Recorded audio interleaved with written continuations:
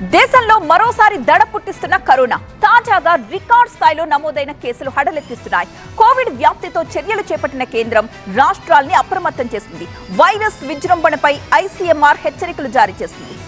దేశంలో మళ్లీ కరోనా కలవరం మొదలైంది. రీఎంట్రీ తర్వాత దేశంలో కరోనా పంజా విసురుతోంది. చాప కింద నీరులా వ్యాపిస్తోంది.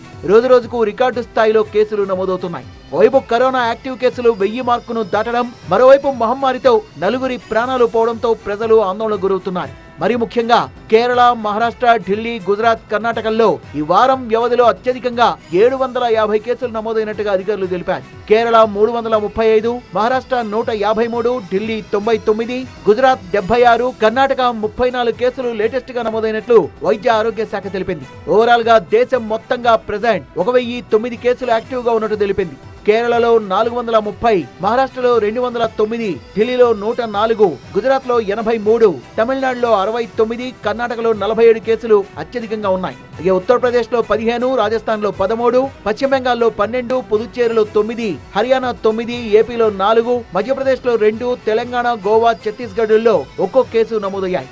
కేసుల విజృంభణతో అప్రమత్తమైన కేంద్రం అన్ని రాష్ట్రాలను అలర్ట్ చేసింది. కరోనా కట్టడికి చర్యలు తీసుకోవాలంటూ ఆదేశాలు జారీ చేసింది. కరోనా స్పెషల్ వార్డుల్ని సిద్ధం చేసుకోవాలని ఆదేశించింది. కరోనా విజృంభణతో అప్రమత్తమైన వైద్య ఆరోగ్య శాఖ కోవిడ్ టెస్టుల్ని ముమ్మరం చేసింది. ఆసుపత్రుల్లో మాస్కులు తప్పనిసరి చేసింది కేరళ ప్రభుత్వం. తెలుగు రాష్ట్రాల్లోనూ కరోనా కేసులు టెన్షన్ పెడుతున్నాయి. విశాఖలో 2 కరోనా కేసులు, కడపలో 2 కేసులు నమోదవడంతో ఆందోళన వ్యక్తమవుతోంది. అలర్ట్ అయిన వైద్య ఆరోగ్య శాఖ అధికారులు విశాఖ, విజయవాడ జీజీహెచ్ లో ప్రత్యేక కరోనా వార్డు ఏర్పాటు చేశారు. తెలంగాణలో తొలి కరోనా కేసు నమోదైంది. కూకట్పల్లిలో ఓ డాక్టర్ కు కరోనా పాజిటివ్ అని తేలింది. బాధితుల్లో జలుబు, దగ్గు, జ్వరం లాంటి లక్షణాలను గుర్తించారు. అప్రమత్తమైన తెలంగాణ ప్రభుత్వం గాంధీ ఆసుపత్రిలో 25 పడకల వార్డును సిద్ధం చేసింది. దేశంలో కరోనా విజృంభణపై ICMR director general doctor Rajiv Bahl కీలక సూచనలు చేశారు. కరోనా కొత్త వేరియంట్ల పట్ల భయాందోళన అవసరం లేదని, ప్రజలు మాత్రం అప్రమత్తంగా ఉండాలని సూచించారు. ప్రాథమిక జాగ్రత్తలు తీసుకోవాలని చెప్పారు.